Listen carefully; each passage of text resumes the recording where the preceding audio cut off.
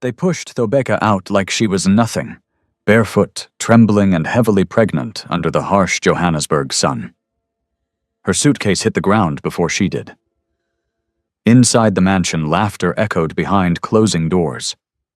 Naledi stood at the entrance, smiling coldly, while Sibusiso remained on the phone, refusing to look at his wife. No one moved to help her. No one spoke her name.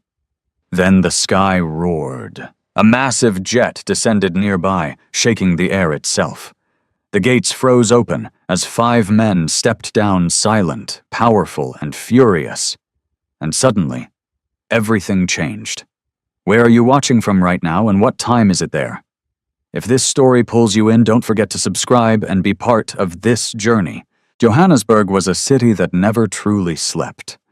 Even in its quietest hours, there was always a hum of traffic in the distance, of people chasing survival of dreams, rising and falling under the same restless sky. It was in this city full of contrast and contradiction that Thobeka had built her life. Long before she ever stepped into a mansion before silk dresses and polished floors, Thobeka was simply a daughter. The only girl among 6 children in a modest Zulu household in KwaMashu, she had grown up surrounded by the loud, protective energy of her 5 brothers, Mandla, Themba, Vusi, Kabelo, and Lunga. Their home was not rich in money, but it overflowed with something far more powerful: discipline, respect, and an unspoken rule that no one faced the world alone. Their father had been a school teacher, a quiet man, firm but fair, who believed that dignity was something no one could take from you unless you gave it away yourself. Their mother, a nurse, worked long hours but never returned home without warmth in her eyes and strength in her voice. Together they raised their children to stand tall, even when life bent them. And life had tried to bend them many times. There were nights when electricity disappeared without warning, and mornings when breakfast was nothing more than tea and bread. But Thobeka never complained. She learned early that hardship was not something to fear. It was something to move through.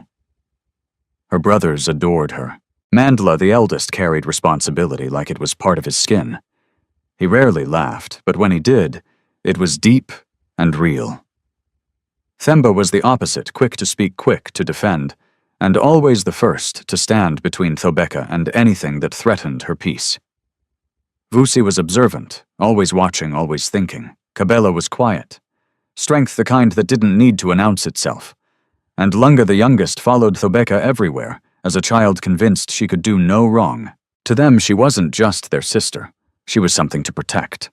As Thobeka grew older, her calm nature set her apart. She wasn't loud or attention-seeking. She listened more than she spoke. When others reacted, she reflected. There was a steadiness in her that people trusted even when they didn't fully understand it. That steadiness carried her through university in Durban, where she studied business administration. She worked part-time, saved every rand she could, and never forgot where she came from.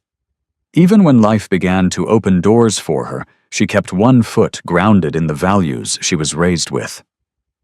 It was during her final year that she met Sibusiso Dlamini. He didn't arrive like a storm. He didn't need to. Sibusiso walked into rooms the way people who are used to power do, quiet, controlled, aware of the effect they have without needing to prove it. At the time, he was already making a name for himself in logistics and mining his company expanding faster than most expected. But what caught Thobeka's attention wasn't his wealth. It was how he listened. Their first conversation had been simple. A networking event. Too many people talking, too many eyes trying to impress. But when Thobeka spoke, Sibusiso didn't interrupt. He didn't rush her. He didn't try to outshine her. He just listened.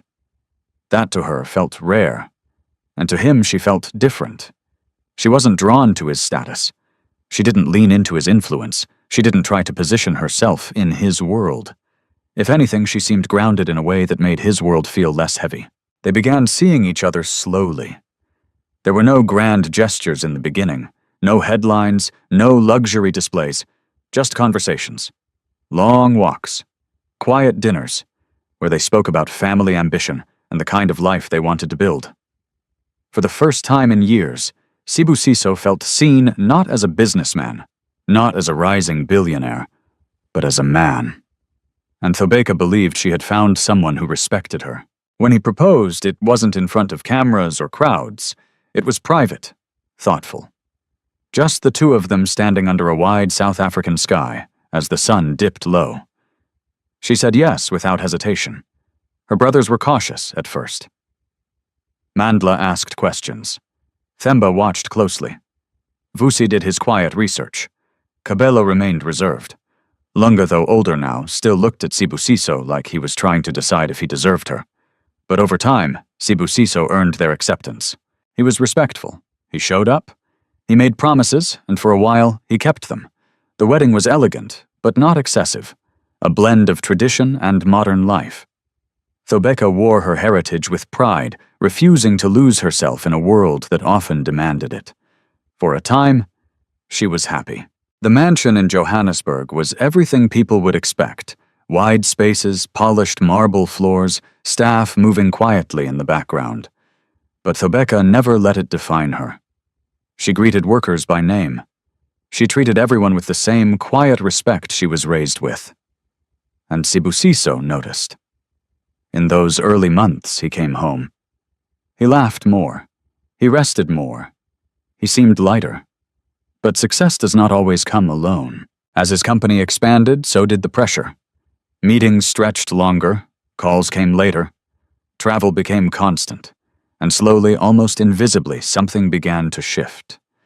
At first it was small, a missed dinner, a delayed response, a tired smile that didn't quite reach his eyes. Thobeka told herself it was temporary, that this was what building something great required. That love could wait a little while, but time has a way of revealing what patience tries to hide. Weeks turned into months. The house grew quieter. Sibusiso was physically present less often, and when he was there, his mind seemed elsewhere. Conversations became shorter. Silence filled spaces that used to feel warm. And then came the excuses. Just business. You wouldn't understand. It's temporary. But something in Thobeka's spirit began to tighten. Not fear, not yet. Just a quiet awareness that something was changing. And she was not part of that change. She didn't confront him immediately. That wasn't who she was. Instead, she watched. She listened. She waited. Because Thobeka had been raised to understand something many people learn too late. The truth does not always announce itself loudly. Sometimes, it reveals itself in silence. And in that silence, something had already begun to break. At first, the change in Sibusiso did not arrive like a storm. It came like a slow, creeping shadow so quiet that even Thobeka, with all her instinct and awareness, struggled to name it. She felt it before she understood it. A subtle shift in energy, a hesitation in his voice, a distance that could not be explained by business alone. Johannesburg remained as alive as ever outside their gates. Cars rushing, deals closing, lives unfolding, but inside the mansion something fragile had begun to crack. Sibusiso no longer came home at predictable hours. Sometimes he returned long after midnight, his footsteps careful, almost deliberate, as if he hoped not to be heard. Other nights he didn't return at all. When Thobeka asked, he would offer answers that sounded complete, but felt empty. Meetings ran late. I stayed closer to the office. It's just a busy season. His tone was never harsh, never defensive enough to provoke an argument, but there was something missing, something that used to be there without effort. Presence. He would sit across from her at dinner, scrolling through his phone between bites.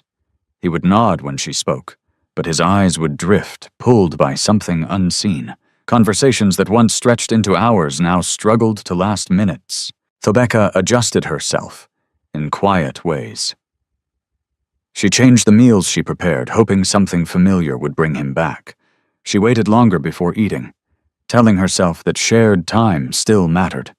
She softened her voice when she spoke, as if gentleness could bridge a distance she could not yet understand. But distance does not respond to effort when its roots lie elsewhere. It was one afternoon that the first crack became visible. Thobeka had come downstairs earlier than usual, intending to speak with the house manager about a delivery. As she entered the main hall, she heard laughter. Not the polite kind, not the distant kind. Real laughter, easy, unguarded, familiar. She paused. It had been a long time since she had heard that sound from Sibusiso. Her steps slowed as she approached the sitting area, and then she saw them. Sibusiso stood near the window, relaxed in a way she had not seen in months. Beside him was a woman, tall, elegant, dressed in a way that suggested both confidence and intention. Naledi Kumalo. Thobeka had heard the name before, though only in passing. A business associate. Someone involved in branding and corporate expansion. Someone Sibusiso had mentioned once or twice without detail. But what Thobeka saw in that moment was not business.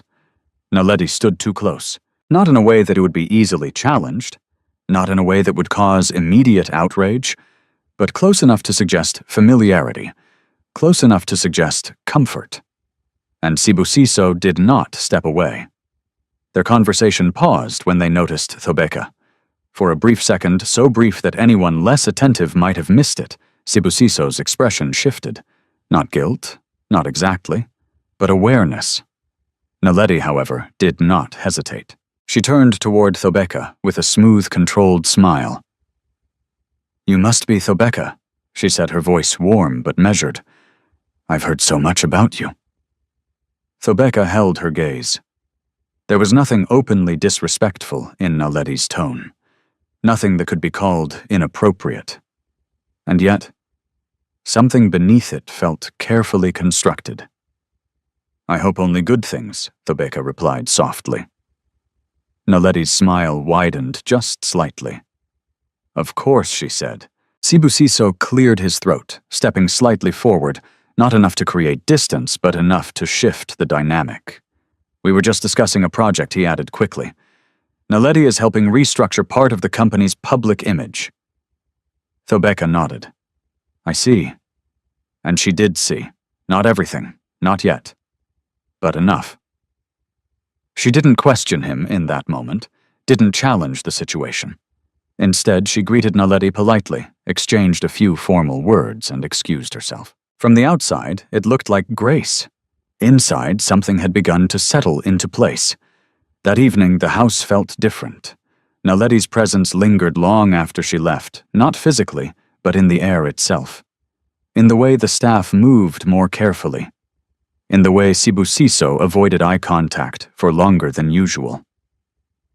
Thobeka watched him from across the room. There had been a time when she would have asked immediately, when she would have trusted that honesty still lived between them. But now, she wasn't sure what answer she would receive, or if it would be the truth. Days passed, and Naledi's name began appearing more frequently. At first, it was casual. "She'll handle that meeting. I've asked Naledi to review the proposal. Naledi thinks we should adjust strategy." Each mention was wrapped in business language, logical, reasonable, difficult to challenge without sounding insecure. But patterns do not lie. Naledi was no longer an occasional presence. She was becoming constant. Soon her visits to the mansion became more frequent, always with a reason, always with purpose, always during hours that stretched beyond professional necessity. The staff noticed. They always did. Households like that ran on quiet observation, on glances exchanged in hallways, on whispers never meant to reach the owner's ears. But Thobeka did not need whispers. She had her own eyes, and what she saw was enough to trouble even her steady heart. Naledi moved through the house with growing ease. She greeted staff by name. She gave instructions with a tone that hovered just below authority. She stayed longer each time she visited, and Sibusiso allowed it. That was the part that cut the deepest. Not just Naledi's presence, but his permission. One evening, Thobeka stood by the upstairs balcony watching the city lights stretch endlessly into the distance. The air was cool, carrying the distant sounds of traffic and life beyond the gates. She heard footsteps behind her. Sibusiso. For a moment, she hoped that he had come to speak, to explain, to restore something that still felt within reach, but when he spoke, his words were careful, measured. "Thobeka, you've been quiet." She turned to face him. "I've been listening." He frowned slightly. To what she held his gaze? To what isn't being said? Silence followed. Heavy, unavoidable. For the first time, something real passed between them. Not anger, not accusation, but a shared awareness that things were no longer as they once were. Sibusiso looked away first. "It's just work," he said again, though this time the words lacked strength. Thobeka did not respond immediately, because she understood something deeply, something her father had once told her as a child. When a person repeats the same explanation too often, it is not because the truth needs reinforcing. It is because something else is trying to stay hidden.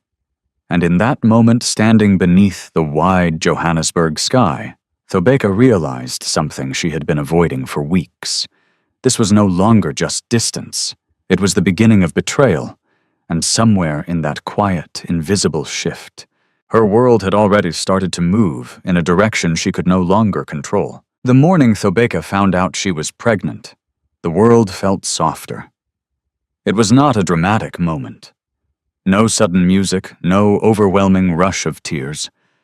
Just a quiet confirmation inside a small clinic room where the doctor's gentle smile carried more weight than words ever could. "You're going to be a mother," the doctor said. For a moment, Thobeka did not speak. She simply sat there, hands resting on her lap, absorbing the reality of what her life had just become. Outside, the sounds of the city moved as usual, cars passing, people talking, life continuing.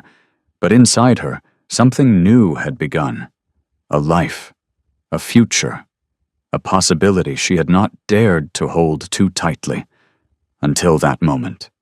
As she stepped out of the clinic, she placed a hand lightly against her stomach. It was still early. Nothing visible had changed. But she felt it. A quiet presence. A reason to hope. For the first time in weeks, her thoughts turned toward Sibusiso. Not with doubt, not with hesitation, but with a fragile sense of belief. This could bring him back. This could remind him of who they were before the silence, before the distance, before Naledi became a shadow in their lives. That evening, she prepared his favorite meal, not out of desperation, but out of intention. She wanted the moment to feel right, familiar, grounded in something real, something that belonged to them before everything started slipping away. The house was calm. The staff moved with their usual quiet efficiency. There was no sign of Naledi. For once, the space felt like hers again. Sibusiso arrived just after sunset. He looked tired, his shoulders slightly tense. His tie loosened as though the day had demanded more from him than he had expected. But when he stepped into the dining room and saw the table set, something in his expression softened. "You cooked?" he asked. Thobeka nodded gently. "I wanted us to sit together."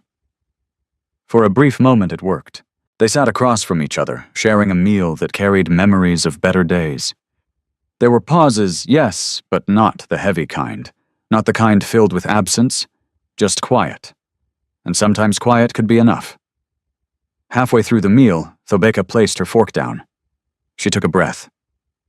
"I went to the clinic today," she said. Sibusiso looked up, alert now. "Are you okay?" There was concern in his voice. Real concern. It flickered there, reminding her of the man she had once known so clearly. "I'm fine," she said softly. Another breath. Then she said it. "I'm pregnant." The words settled into the space between them. For a second, just one time seemed to pause. Sibusiso stared at her, his expression unreadable. Thobeka waited. She did not rush the moment. She allowed it to exist, hoping it would grow into something warm, something joyful, something that would reconnect them. But what came instead was something else. "That's unexpected," he said. Unexpected. The word did not break her, but it did something quieter, something more lasting. It shifted her. Sibusiso leaned back slightly, running a hand over his face. "I mean, it's good," he added quickly. "Of course it's good. There's a lot happening right now. The company is expanding. There are deals we haven't closed yet. This is a big responsibility." Thobeka listened, She did not interrupt. She did not react. Because what she heard was not what he said. It was what he did not say. He did not smile. He did not reach for her hand. He did not ask how she felt. He did not say, "I'm happy." Instead, he spoke about timing, about pressure, about responsibility, as though the life growing inside her was something to manage, not something to celebrate. "I understand," she said quietly, and she meant it, not because she agreed, but because she understood something about Sibusiso that perhaps even he did not fully understand himself. He was overwhelmed, not just by work, but by the weight of expectations, success, and choices he had been avoiding for too long. Still, understanding did not erase the disappointment.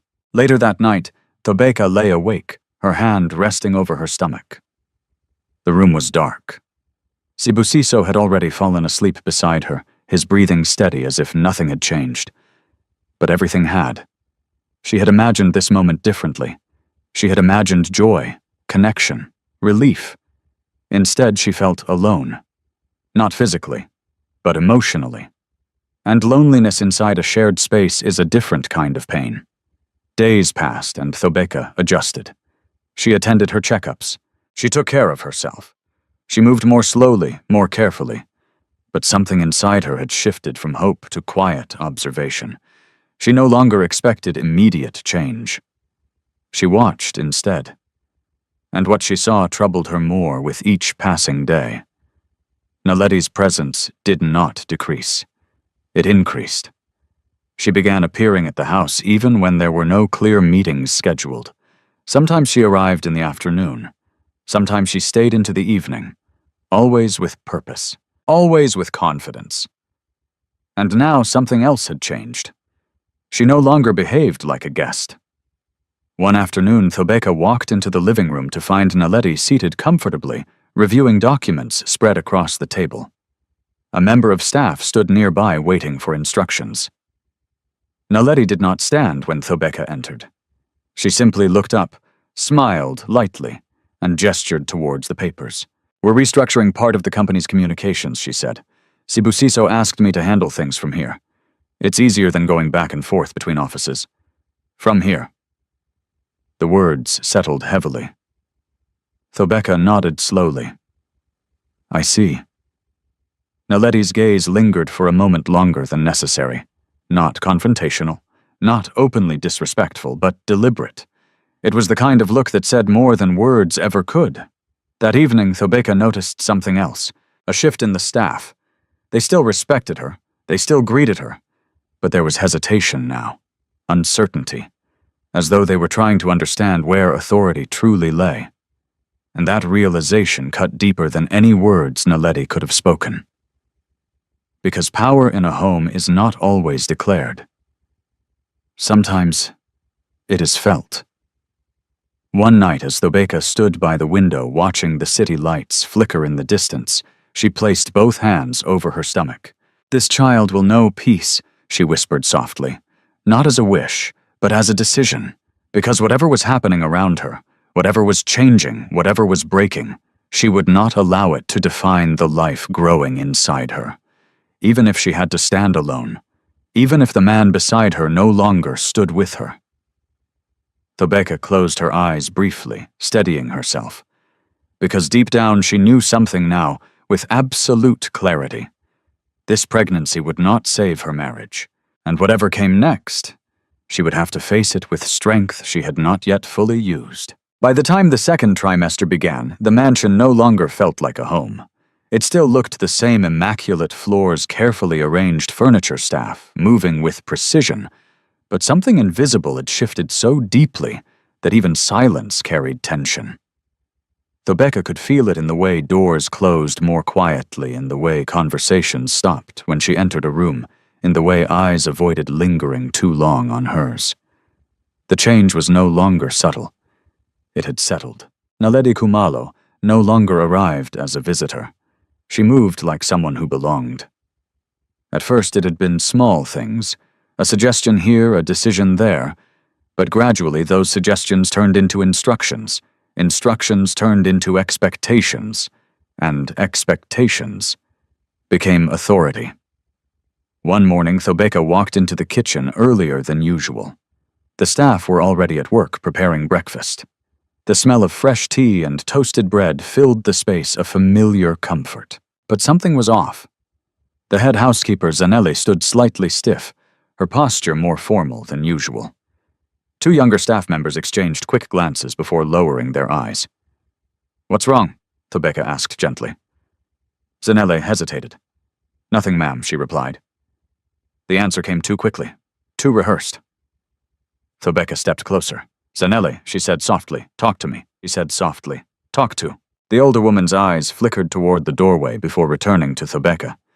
It was a small movement, but it said everything. "She asked us to change the meal plan," Zanelli said quietly. "She said the house should follow a new routine. She, not even a name. But Thobeka didn't need one." "And Sibusiso approved this?" Thobeka asked. Zanelli lowered her gaze. "He didn't say no. That was the answer. Not approval, not rejection. Just absence." Thobeka nodded, slowly, absorbing the words without reaction. "Continue with your work," she said gently. She did not raise her voice. She did not confront anyone. But as she walked out of the kitchen, something inside her tightened, not with anger, but with clarity. Because this was no longer about presence. It was about replacement. Later that afternoon, Naledi arrived. She did not knock. She did not wait. She walked in, as if the house responded to her, as if the walls themselves had begun to recognize her authority. Thobeka watched from the sitting room as Naledi removed her sunglasses, handing them casually to a nearby staff member. "Is Sibusiso home?" Naledi asked. "No, ma'am," the staff member replied. Naledi nodded as though she expected that answer. "I'll wait." She turned and walked toward the main seating area, stopping only when she noticed Thobeka. For a brief moment, they simply looked at each other. Two women. Two realities. One house. Naledi smiled first. "You're looking well," she said, her eyes briefly dropping to Thobeka's stomach. "Pregnancy suits you?" The words sounded kind, but the tone beneath them was something else entirely. Measured, evaluating. Thobeka held her gaze. "Thank you." Naledi sat down without being invited. "Things have been moving quickly." She continued glancing around the room as if assessing it. "Sibusiso has a lot on his plate. I've been helping to keep things organized. Thobeka folded her hands calmly. "I've noticed." Naledi leaned back slightly, her posture relaxed, confident. "I'm glad," she said. "It's important for a household like this to function smoothly, especially now. Now!" The word lingered. Thobeka did not respond immediately. She understood the language Naledi was using. It was not direct, not confrontational, but it was intentional. "You're very involved," Thobeka said finally. Naledi's smile did not fade. "I have to be." Silence followed. Not empty, not uncertain, but heavy with meaning neither of them needed to explain. When Sibusiso returned that evening, Thobeka did not greet him at the door, as she once would have. She remained seated, her posture composed, her expression calm. Naledi was still there, waiting. Sibusiso paused when he saw them both. For a second, something crossed his face, surprise, perhaps, or discomfort, but it disappeared almost instantly. "Naledi," he said, stepping forward. "I didn't expect you to still be here." "We had things to finish," Naledi replied smoothly. He nodded. Of course he did. He always did. Thobeka watched the exchange quietly, not because she had nothing to say, but because she was beginning to understand that words in this situation would not create truth. Only actions would. That night, as they prepared for bed, Thobeka finally spoke. "She's taking over this house." Sibusiso sighed, already tired. "That's not what's happening.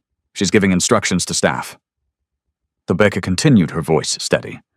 "She's making decisions without consulting me, and you're allowing it." "It's temporary," he said quickly. "We're restructuring things. It's just for efficiency." Thobeka turned to face him fully. "This is not about efficiency." Sibusiso's jaw tightened slightly.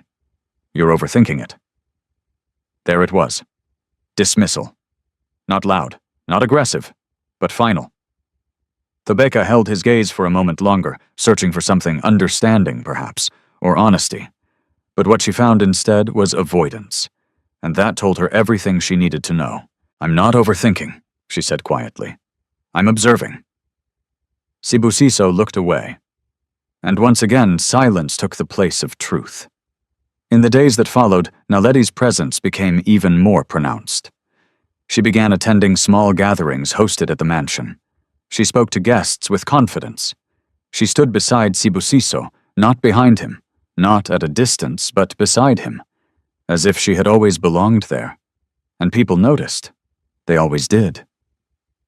Some said nothing. Some pretended not to see. But a few began to treat Naledi differently, with recognition, with subtle acknowledgement. And that was when the shift became undeniable. Because power is not only claimed, it is also granted. One evening, during a small dinner gathering, Thobeka watched as a guest turned to Naledi and asked a question about the household. Not about business, not about strategy, about the house. And Naledi answered, confidently, without hesitation, as though the question had been meant for her all along.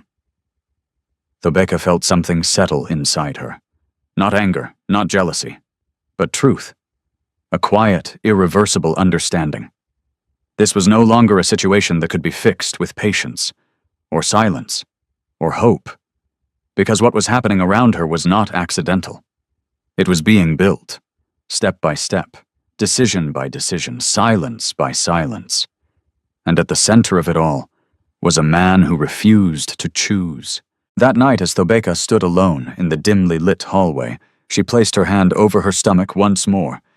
Her breathing was steady, her posture calm. But her thoughts had changed. Because for the first time since everything began, she stopped asking herself how to save her marriage, and started asking something else. How much longer she was willing to remain in a place that no longer recognized her. By the time the 3rd month of her pregnancy settled into her body, Thobeka began to understand something she had never fully faced before. Pain could exist quietly, not as a loud breaking force, but as a steady pressure that slowly reshaped everything from the inside out. Her body felt heavier now, not just with the growing life she carried, but with exhaustion that sleep no longer seemed to fix.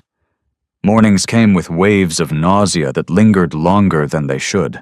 Some days, even walking from one room to another required more effort than she allowed anyone to see. But she did not complain. She had been raised to endure, and endurance to her was not weakness. It was discipline. Still, the house around her continued to change in ways that made even simple things feel unfamiliar. The clinic appointments were the first sign that something was truly wrong. Sibusiso had promised to attend the first one. He had even placed it in his calendar himself, assuring her that he would make time. That morning, Thobeka dressed carefully, choosing something simple and comfortable. She waited in the sitting room, her hands folded over her stomach, her eyes occasionally glancing toward the door. Minutes passed. Then an hour. Her phone remained silent. Eventually she called him. It rang, once, twice, then voicemail. She did not call again. Instead, she stood up slowly, adjusted her bag, and walked out of the house alone. The driver, Sifo, met her at the car. "Should I wait for sir?"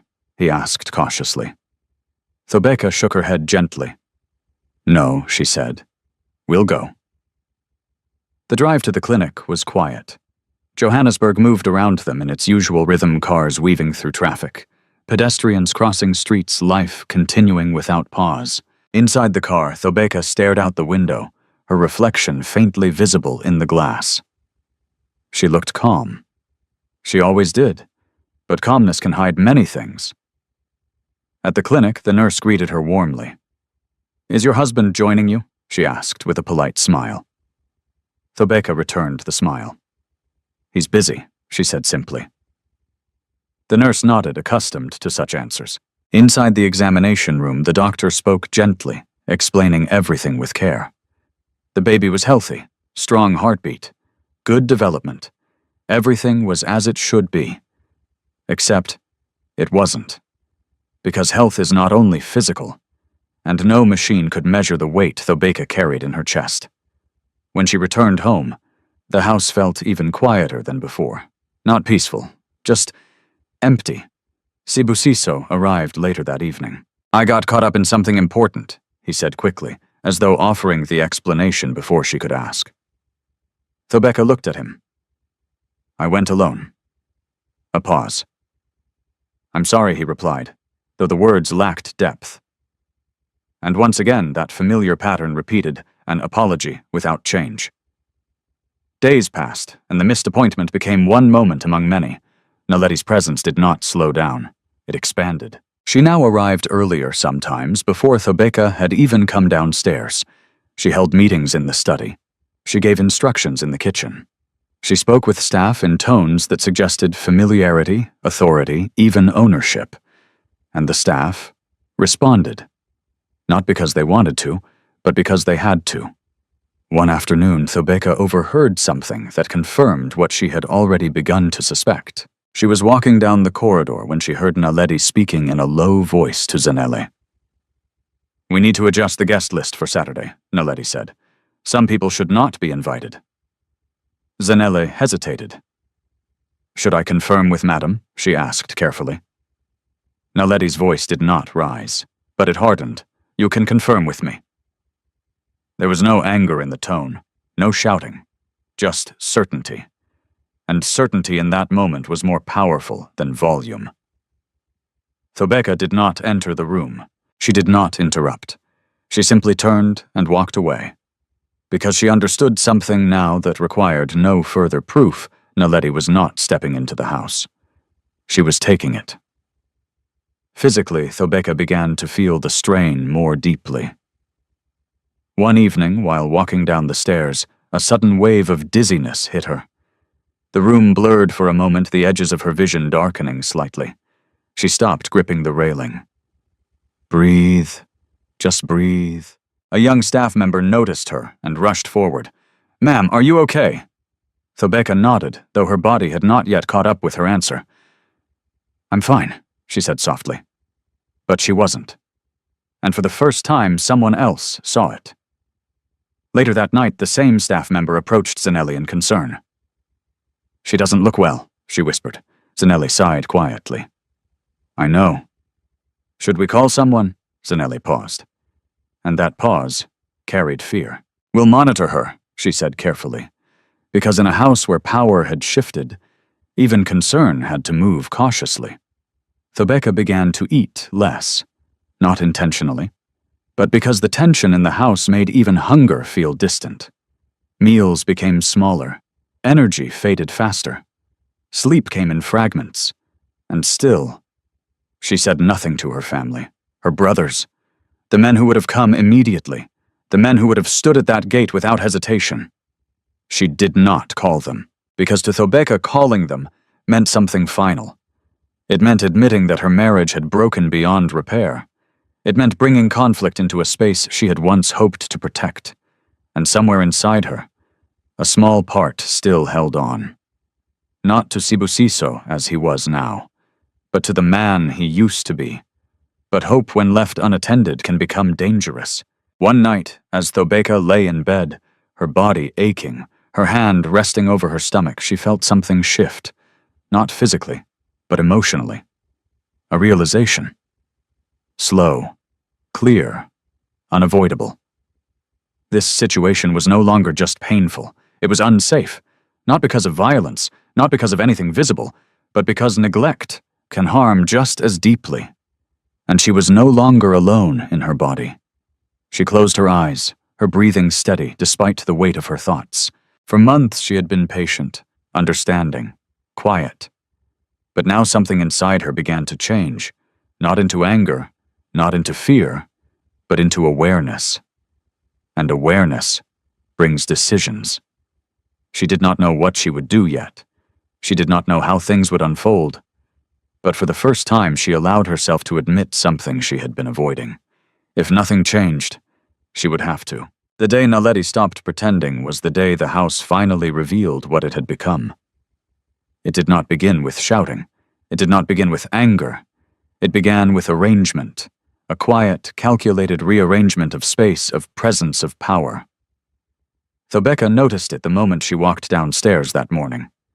The living room had been reset, furniture slightly moved, fresh flowers placed where she had not instructed them to be, a new seating arrangement, one that centered the main couch differently, facing the entrance instead of the garden view. It was subtle, but it was intentional, and it was not her doing.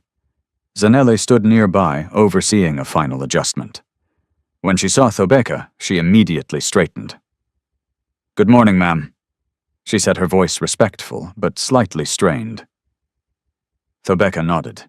"Who changed the layout?" Zanele hesitated. "She asked for it," she replied quietly. "Of course." Thobeka did not respond immediately. She simply took in the room, the shift, the quiet message embedded in the change. "This house is no longer yours." Before she could say anything else, footsteps echoed from the hallway. Naledi. She entered the space as though the room had been prepared for her arrival, and perhaps it had. She wore a fitted cream dress, her posture straight, her expression composed. There was no hesitation in her movement, no glance of uncertainty. She belonged. Or at least, she believed she did. "Ah," Naledi said lightly, noticing Thobeka. "You're up early today." Thobeka turned toward her. "I live here," she replied calmly. Naledi smiled. "Yes," she said, as if acknowledging something temporary. The air shifted instantly. There was no staff movement now, no quiet clatter from the kitchen. Even the house itself seemed to hold its breath. Naledi walked further into the room, her heels clicking softly against the polished floor.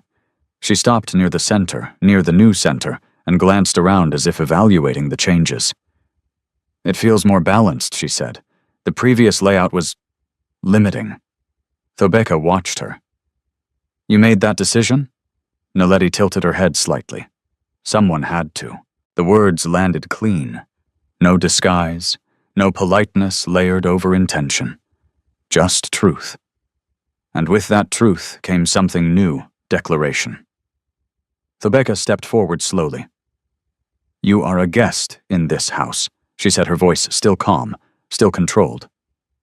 "You do not make decisions here." Naledi did not react immediately. Instead, she studied Thobeka for a moment, really studied her this time, her posture, her stillness, the quiet strength that had not broken despite everything. Then Naledi spoke. "That depends," she said softly. "On what?" She didn't need to finish the sentence, because the answer stood behind her. In every silence Sibusiso had chosen, in every moment he had looked away, in every decision he had refused to make. Power does not always come from force. Sometimes it comes from absence. Thobeka felt it then, not as fear, but as clarity. This was no longer a situation hidden beneath politeness. It was exposed, fully, irreversibly. Later that afternoon, Sibusiso returned home earlier than usual. Perhaps it was coincidence. Perhaps it was timing. Or perhaps something had already begun to shift beyond what any of them fully understood. He entered the house and paused. The new arrangement caught his attention immediately. "What happened here?" he asked. Naledi answered before anyone else could. "I made a few adjustments," she said smoothly. "The space needed better flow." Sibusiso looked around. Then he nodded. Not agreement, not approval, just acceptance. And that was enough. Thobeka stood across the room, watching, waiting, for something, a correction, a boundary, a recognition. But it did not come. Instead, Sibusiso turned to Naledi. "Did you review the documents I sent?" he asked. "Business. Always business. Always the safe ground where emotions could be avoided." Naledi smiled. "I did. We need to talk." They moved toward the study together, side by side, leaving Thobeka standing alone in the center of a room that no longer acknowledged her. That evening, the confrontation finally came. Not because Thobeka planned it, but because silence had reached its limit. She found Sibusiso in the study, seated behind his desk, reviewing files. Naledi was gone for now. The room was quiet, controlled, professional, as though nothing outside of it mattered. Thobeka stepped inside and closed the door behind her. Sibusiso looked up. Thobeka, she is taking over this house. There was no softness in her voice now, no hesitation, just truth. Sibusiso exhaled, slowly, leaning back in his chair. We've talked about this. No, she replied firmly. You've avoided this. Silence. Then, it's temporary, he said again. The same words, the same shield. Thobeka stepped closer. Temporary does not look like control, she said. Temporary does not sound like authority. Temporary does not remove the wife from her own home. Sibusiso's expression hardened slightly. You're making this bigger than it is. Thobeka's eyes did not leave his. I am naming it for what it is. A pause. Then something shifted in his tone. Frustration. Thobeka, I don't have time for this, he said. There are things happening right now that you don't understand. There it was again. You don't understand. The quiet dismissal. The distance disguised as protection. Thobeka absorbed the words slowly. Then she spoke. I understand that I am being replaced. The room stilled. Completely. Sibusiso's gaze flickered just for a second, and in that second, the truth appeared. Not fully, not openly, but enough.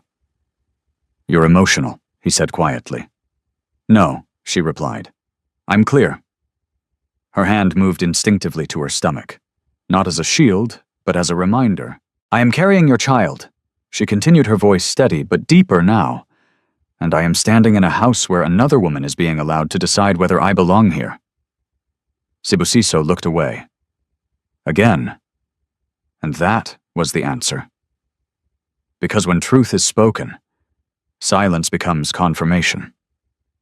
Thobeka nodded slowly, not in agreement, but in acceptance, not of the situation, but of the reality of who he had become. I won't beg to stay, she said softly. Sibusiso said nothing. She turned and walked toward the door. But before she reached it, she stopped, just for a moment. Without turning back, she added, But you need to understand something. Her voice did not rise. It did not break. It held, firm, unshaken. If I am pushed out of this house, it will not be quiet. Then she opened the door and left. Behind her, Sibusiso remained seated, still, silent. Because somewhere deep inside him, he knew. Something had just shifted. Not in the house, not in Naledi, but in Thobeka. And when a woman like her stops holding things together, everything that depended on her silence begins to fall apart. The morning it happened, the sky over Johannesburg was painfully clear. No clouds, no warning. Just a sharp, unforgiving brightness that made everything feel exposed. Inside the mansion, the air carried a strange stillness, too organized, too prepared. Staff moved quickly, but quietly, avoiding eye contact more than usual. Doors opened and closed with careful precision, as if everyone already knew something Thobeka had not yet been told. She felt it before she saw it. A shift, a final one. Thobeka had woken up early, her body aching in that familiar, dull way that had become part of her daily life. The baby pressed gently against her ribs, now a constant reminder that time was moving forward, whether she was ready or not. She dressed slowly, choosing a simple, loose dress that gave her room to breathe. Her movements were careful, deliberate, not out of fear, but out of awareness of her body's limits. When she stepped into the hallway, the silence met her immediately. Not the usual quiet, a different kind, intentional. Downstairs voices murmured faintly. Not many. Just enough to suggest something was happening. Thobeka followed the sound, each step grounded, each breath steady. When she entered the main living area, she saw them. Naledi stood near the center of the room, exactly where she had positioned herself days before, when the furniture was rearranged. 2 security guards stood near the entrance. Zanelli was present, her face tight, her hands clasped together in visible tension. And then there was the suitcase. Thobeka's suitcase. Placed near the door. Neatly packed, ready. For a moment no one spoke. The silence stretched. Then Naledi turned. "There you are," she said, her tone calm, almost relieved. "We didn't want to disturb you too early." Thobeka's eyes moved from the suitcase to the guards, then back to Naledi. "What is this?" Naledi did not rush her answer. "It's time," she said simply. "Time." The word echoed with quiet finality. For what Thobeka asked, though part of her already understood. Naledi stepped forward slightly, her posture straight, her voice controlled. "For you to leave." The room did not react. No one gasped, no one intervened. Because everyone already knew. Everyone except Thobeka. She stood still. Not frozen. Just still. "My husband is not here," she said. Naledi's expression did not change. He's aware. That was the moment. Not the guards. Not the suitcase. Not even Naledi's words. But that. He's aware. A small fracture inside Thobeka finally broke. Not loudly, not visibly, but completely. Still her voice remained steady. And he agreed to this. Naledi held her gaze. He didn't stop it, which in this house meant everything. The baby shifted inside her. A small, undeniable movement that pulled Thobeka back into herself. She placed a hand over her stomach, instinctively grounding her breath. "I am not leaving like this," she said. Naledi's tone hardened just slightly. "You don't have a choice." The guards shifted their weight subtly, not aggressive, but ready. Zanele stepped forward. "Ma'am," she said softly, her voice filled with something close to apology. Thobeka turned to her, and in that moment she understood something deeply painful. Even kindness had limits in a place ruled by power. "It's okay," Thobeka said gently, because anger toward Zanele would change nothing. Naledi glanced at the guards. "Please assist her." The words were polite. The meaning was not. One of the guards stepped forward. "Ma'am," he said carefully, "we don't want any trouble." Thobeka looked at him, then at Naledi, then at the door.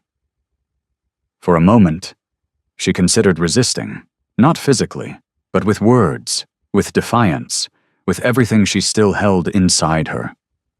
But then she thought of the child, of the life she carried, and something inside her shifted not into surrender, but into protection. She would not fight like this, not here, not now. She stepped forward on her own. "I can walk," she said quietly. The guards stopped. Naledi said nothing, because control had already been established. Thobeka moved toward the suitcase. She bent slowly, carefully, her body protesting slightly as she reached for the handle. The weight felt heavier than it should have, not because of what was inside, but because of what it represented. A life packed into something portable, disposable, replaceable. She straightened, turned, and began walking toward the door. Each step echoed softly against the floor. No one followed. No one stopped her, because the moment had already been decided. As she reached the entrance, she paused, just for a second. Her eyes moved across the space one last time, the walls, the furniture, the silence. This place had once held her laughter, her hope, her belief. Now, it held nothing. She stepped outside. The sunlight hit her immediately, bright, harsh, unforgiving. The gate stood open, too wide, too final. Behind her the door closed, not slammed, just closed. And that quiet sound carried more weight than anything else that had happened. Thobeka walked forward, down the driveway, out into a world that suddenly felt both too large and too empty. She made it halfway to the gate before the dizziness hit, sharp, sudden. Her vision blurred at the edges. The suitcase slipped slightly from her grip. She stopped, steadying herself. Breathe, just breathe.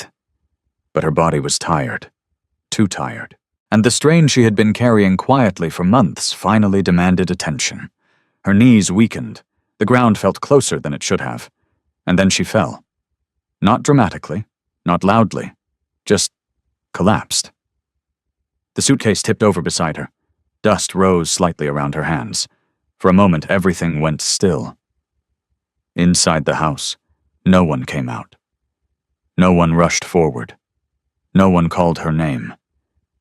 Because inside those walls, she no longer existed. Thobeka lay there, her breath shallow, one hand instinctively pressed against her stomach. "I'm here," she whispered softly. Not to anyone else, to the child. A car passed in the distance. Another slowed slightly, then continued. Life moved on, because the world does not stop for quiet suffering. Minutes passed, or maybe seconds. Time blurred. Then a distant sound, low, deep, unfamiliar. It grew louder, closer. The air itself seemed to shift. People on the street began to look up. Shadows moved across the ground, and then the sky roared. A massive jet descended in the distance, its engines cutting through the silence like a force that refused to be ignored. The ground trembled faintly beneath her. Dust lifted. The moment changed. Thobeka did not move. She barely had the strength to, but something in the air had shifted, something undeniable. Because sometimes, when injustice reaches its peak, something powerful arrives to answer it. And this time, it was not coming quietly. The sound of the jet did not fade. It deepened. What had begun as a distant roar grew into something that seemed to press against the air itself, forcing the world to pay attention. People along the street slowed. Some stopped entirely, shading their eyes as they looked upward, trying to understand what could command such presence. But Thobeka barely registered any of it. Her body lay still against the hard ground just beyond the gate. The sunlight was sharp against her skin, and the heat beneath her palms felt real, grounding but distant at the same time. Her breathing was shallow, uneven, her strength stretched thin by months of quiet endurance. Still, she did not lose consciousness. Not completely. She held on to something. Not the house behind her, not the humiliation, but the life within her. Her hand remained pressed gently against her stomach. "I'm here," she whispered again, her voice barely audible. A shadow passed over her. Not from the jet, from someone closer. Hey, can you hear me?" The voice was unfamiliar, urgent, but not panicked. Thobeka's eyes fluttered open. A man crouched beside her, mid-40s, dark skin, wearing a worn jacket and a taxi badge clipped loosely to his shirt. His face carried the kind of lines that came from years of watching life unfold from behind a steering wheel. "My name is Jabu," he said quickly. "You fell. Can you sit up?"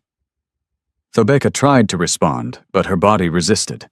The dizziness had not fully passed, and the weight in her limbs felt heavier than before. "I'm fine," she managed softly. Jabu glanced toward the gate, then back at her. "Fine people don't collapse like this," he said gently. "Let me help you." Carefully, with a steadiness that came from instinct rather than training, he supported her as she shifted slightly, lifting her upper body enough to sit. The world tilted for a moment, then steadied. Her suitcase lay a few feet away, half open, now a corner of folded clothing visible where it had come loose. Jabu noticed it.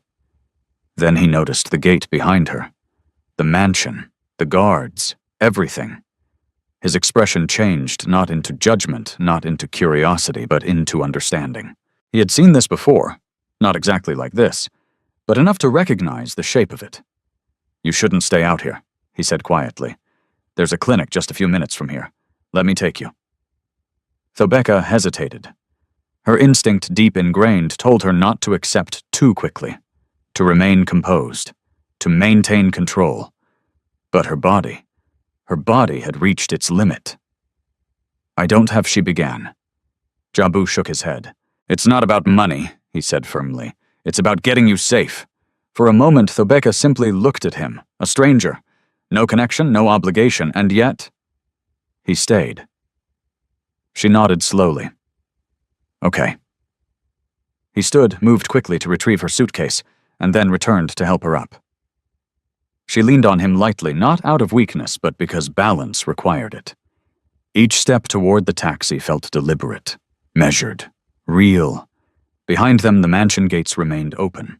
But no one called her back. No one stepped forward. And that silence confirmed everything. Inside the car, the air felt cooler, contained. Jabu adjusted the rearview mirror briefly before starting the engine. "Seatbelt," he said gently. Thobeka complied, her movements slow but steady. As the car pulled away, she did not look back. Not because she couldn't, but because she chose not to. The city moved around them again. Cars passed, people walked. Life continued as if nothing had happened, because for most people, nothing had. At the clinic, the nurse on duty immediately noticed Thobeka's condition. "Bring her in," she said quickly, her tone shifting into professional urgency. Jabu stayed close, but gave space as the staff guided Thobeka into an examination room. The same clinic, the same walls, but a completely different moment. The doctor arrived within minutes, checking her vitals, asking questions in calm, steady tones. "Have you been eating regularly? Are you under stress? Have you experienced dizziness?" Before Thobeka answered as best as she could. "Not everything, just enough." Because some things were too heavy to speak immediately. After a few tests, the doctor stepped back. "The baby is stable," she said, "but you are exhausted. Your body is under strain. You need rest, proper nutrition, and support." Support. The word lingered. Thobeka nodded. "I understand. But understanding does not always come with immediate solutions." Outside the room, Jabu waited. He leaned against the wall, arms folded loosely, his expression patient. When Thobeka emerged, he straightened. "You're okay?" he asked. She gave a small nod. "Yes. Thank you." He studied her for a moment. "You have somewhere to go?" he asked carefully. The question was simple. The answer was not. Thobeka paused. For the first time since everything happened, she allowed herself to face that reality fully. The house was no longer hers. There was no prepared alternative, no plan, just absence. "I'll find somewhere," she said quietly. Jabu did not push, but he did not leave either. "I can take you somewhere safe for now," he offered. "A place I know, clean, quiet, no questions." Thobeka looked at him again, at his face, at the sincerity there, and for a moment something inside her softened, not into trust fully, but into acceptance of help. "Just for today," she said. Jabu nodded. "That's enough." The drive took them away from the polished streets and into a quieter part of the city. Not unsafe, just real. Buildings closer together, people more visible, life less hidden behind gates and walls. The place he brought her to was simple. A small guest house run by an older woman named Mama Dineo. She greeted them at the door, her eyes immediately scanning Thobeka, not with suspicion, but with concern. "She needs rest," Jabu explained. Mama Dineo nodded. "She will have it here? No questions, no conditions, just space." Inside the room, everything was modest but clean. A bed, a chair, a window that let in soft afternoon light. Thobeka sat slowly. Her body finally allowed itself to relax. Just a little. Jabu placed her suitcase near the wall. "I'll check on you later," he said. "If that's okay?" Thobeka looked up at him. "Thank you," she said, not out of politeness, but with weight, because kindness, in moments like this, mattered more than anything else. After he left, the room grew quiet. But this time, the silence was different, not heavy, not suffocating, just still. Thobeka lay back, slowly, her hand resting once again over her stomach. Her eyes closed, her breathing steadied. For the first time in months, there was no pressure, no tension, no presence that made her feel like she did not belong. Just space. And in that space, something began to shift, not outside, but within her, because sometimes everything must be taken away. before something stronger can begin. The room at Mama Dineo's guest house was small, but it held something Thobeka had not felt in a long time: safety. Not the kind that came from security guards and locked gates, not the kind built on wealth and reputation, but something quieter, simpler, real. It was in the way the curtains moved gently with the breeze, in the faint sound of voices from the street below, in the absence of tension pressing against her chest. For the first time in months, Thobeka slept without waking every hour, and when she opened her eyes the next morning, she did not feel watched. She felt still. Her body, however, reminded her that rest was not a luxury, it was a necessity. The fatigue lingered through lighter now. The dizziness had not completely disappeared, but there was a difference. She was no longer enduring in silence. She was recovering. Mama Dineo knocked softly before entering, carrying a tray. "Tea," she said warmly, "and something small to eat. You need strength." Thobeka sat up, slowly. "Thank you, Mama," she said. The older woman placed the tray beside her and looked at her more closely. "You have been carrying too much alone," Mama Dineo said, not as a question, but as a quiet truth. Thobeka held her gaze for a moment, then lowered her eyes slightly. "Yes." Mama Dineo nodded. "No one should do that," she replied. "Not in this life." The words stayed with Thobeka long after the woman left the room, because they touched something she had been avoiding: the idea that she did not have to carry everything by herself. Later that morning, Jabu returned. He knocked gently, stepping inside only after she responded. "You look better," he said, offering a small smile. "I feel clearer," Thobeka replied. "Not stronger yet, but clearer." Jabu nodded. "That's how it starts." He hesitated for a moment, then spoke again. "Have you told your family?" The question settled into the room with weight. Thobeka looked down at her hands. "No." Jabu frowned slightly. "Why not?" She took a breath. "Because once I tell them, everything changes." Jabu considered that. "Everything already changed," he said quietly. Silence followed, not uncomfortable, just honest. Thobeka knew he was right, but knowing something and acting on it were not always the same. That afternoon, she sat by the window, watching the street below. Children ran past, laughing. A woman carried groceries with quiet determination. A man argued loudly on his phone before breaking into sudden laughter moments later. Life. Messy, unfiltered, unhidden. And in that simple observation, Thobeka felt something shift again. Perspective. Because for months her world had been confined to polished spaces where emotions were controlled and appearances mattered more than truth. But here, truth was visible. And in that visibility, there was freedom.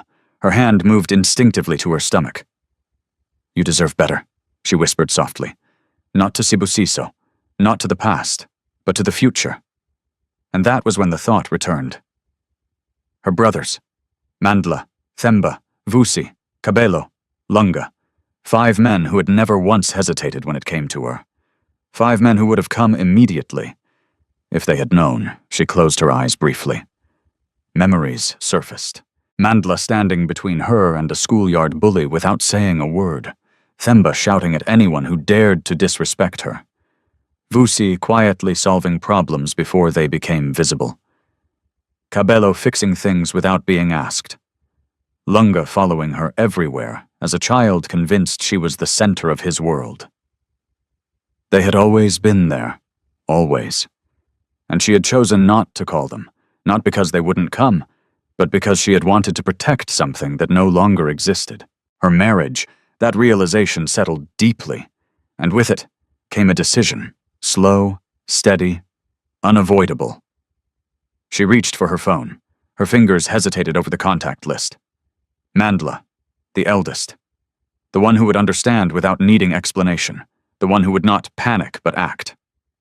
She pressed the call button. The phone rang once, twice. Then Thobeka, his voice. Strong, grounded, immediate. She swallowed. Mandla. A pause.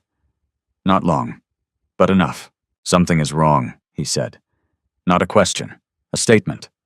Because he knew her, even through silence, even through distance.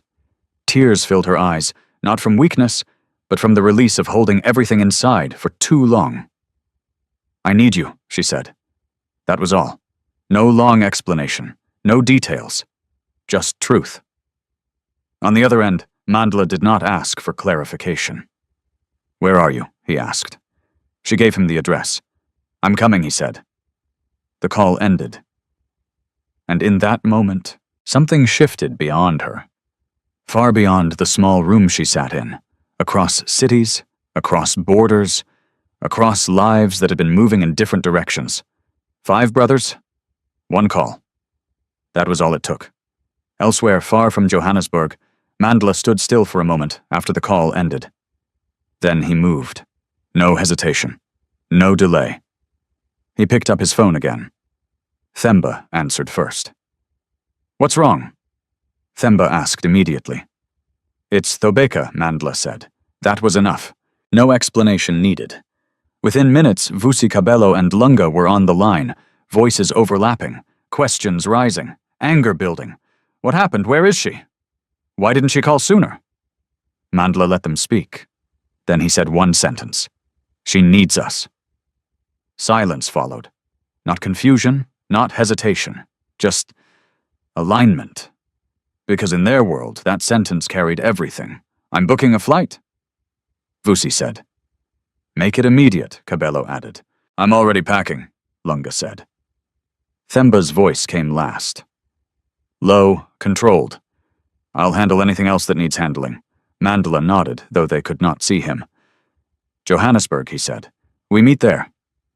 The call ended. And just like that, 5 separate lives became one purpose. Back in the guest house, Thobeka sat quietly, her phone still in her hand. Her breathing had changed, not lighter, but steadier. Because she was no longer alone, not truly. And sometimes, that is the first step toward everything that comes next. By nightfall, the air around Mama Dineo's guest house felt different. Nothing visible had changed. The same streetlights flickered outside. The same distant sounds of traffic drifted through the cracked window. The same kettle hissed faintly somewhere down the hall. But for Thobeka, the atmosphere had shifted in a way she could feel deep in her body. Help was coming. Not imagined help. Not promises wrapped in delay. Not a husband saying, "I'll fix it," while doing nothing. Real help. Her brothers. For the first time since she had been pushed out of the mansion, her mind loosened its grip on survival long enough to think beyond the next hour. That should have brought peace, and in some ways it did. But it also opened the door to another feeling. Shame. Not the shame of what had been done to her. That was not hers to carry. But the shame of having hidden so much for so long, of letting silence grow into suffering, of knowing that when her brothers saw her, they would not just see what had happened that day. They would see everything she had tried to conceal for months. The exhaustion, the loneliness, the slow breaking of her marriage, the way she had kept choosing patience while others were choosing against her. Mama Dineo seemed to sense her thoughts without needing them explained. She found Thobeka sitting on the edge of the bed, one hand resting on her stomach, the other holding a cooling cup of tea she had forgotten to drink. "You are thinking too much," the older woman said gently. Thobeka looked up and gave a small, tired smile. "I've been doing that for months." Mama Dineo sat in the chair by the window. "And what has it given you?" The question was simple. The answer was not. Thobeka lowered her eyes. "Pain," she said softly. "And delay." Mama Dineo nodded once, as though confirming something she already knew, then let other people carry some of it now. Thobeka said nothing, but the words settled inside her. They did not remove the weight. They simply made it feel less permanent. Not long after Jabu returned with fruit-bottled water and a small paper bag of medicine the doctor had recommended. "I didn't know what brand you'd prefer," he said awkwardly, placing the items on the table, so I asked the pharmacist what was safe. Thobeka looked at him for a moment, her throat tightening unexpectedly. This man had owed her nothing. Yet since finding her on the ground outside a gate where others had stepped over her pain, he had done everything he could to make her feel human again. "Thank you," she said. Jabu shrugged lightly, almost embarrassed by her gratitude. "You would do the same," he replied. Thobeka almost answered automatically, but she stopped herself. Because the truth was, she didn't know if everyone would. And that was one of the hardest lessons the past months had taught her. Later that evening, Mandla arrived first. He did not call from outside. He did not send a message to announce himself. There was a knock on the door, quiet, but firm. And when Mama Dineo opened it, he stood there in a dark travel jacket, broad-shouldered, still carrying the stillness of a man who had crossed distance without allowing panic to waste a single second. When Thobeka saw him, she did not cry immediately. She simply stared. Because for months she had lived inside a world where protection had become uncertain, where promises dissolved under pressure, where words meant less and less each day. And now here was Mandla, solid present, unmistakably real. He crossed the room in 3 steps and stopped in front of her. For a moment, he just looked at her. Not at the room, not at the suitcase near the wall, at her. His eyes moved slowly, taking in everything she had hoped to hide, the tiredness beneath her eyes, the careful way she sat, the fragility beneath her calm. His jaw tightened, but his voice when it came was gentle. "My sister." That was all it took. Thobeka stood, and the moment she did, the tears came. Not dramatic sobs, not collapse. Just the quiet, uncontrollable tears of someone who had held too much for too long. Mandla held her carefully, one arm around her shoulders, one hand steady at her back, as if he understood instinctively that she needed both comfort and stability. "You should have called sooner," he said softly. "I know," she whispered. He did not lecture her, not then, because love knows the difference between truth and timing. Within an hour, the others arrived. Themba came in first, faster than everyone else, emotion written openly across his face. He stopped short when he saw Thobeka, and his anger became visible immediately, not at her, never at her, but at whatever had put that look in her eyes. "Who did this?" he asked, his voice already tightening. Mandla gave him a warning glance. Not now. But Themba was trembling with restraint. His love had always been the loudest. Vusi came next, composed but sharp-eyed, observing everything in a single sweep: the guest house, the medicine, the packed suitcase, the way Thobeka was leaning slightly to one side when she stood. He did not speak at first. He just took inventory the way he always had when trying to understand the shape of a crisis. Cabello entered quietly behind him. As usual, he said the least, but noticed the most. He set down the overnight bag he had been carrying, and immediately adjusted the chair, moved a table closer, checked the room temperature, looked at the window latch. Practical care, invisible care. His way of saying, "You are safe now."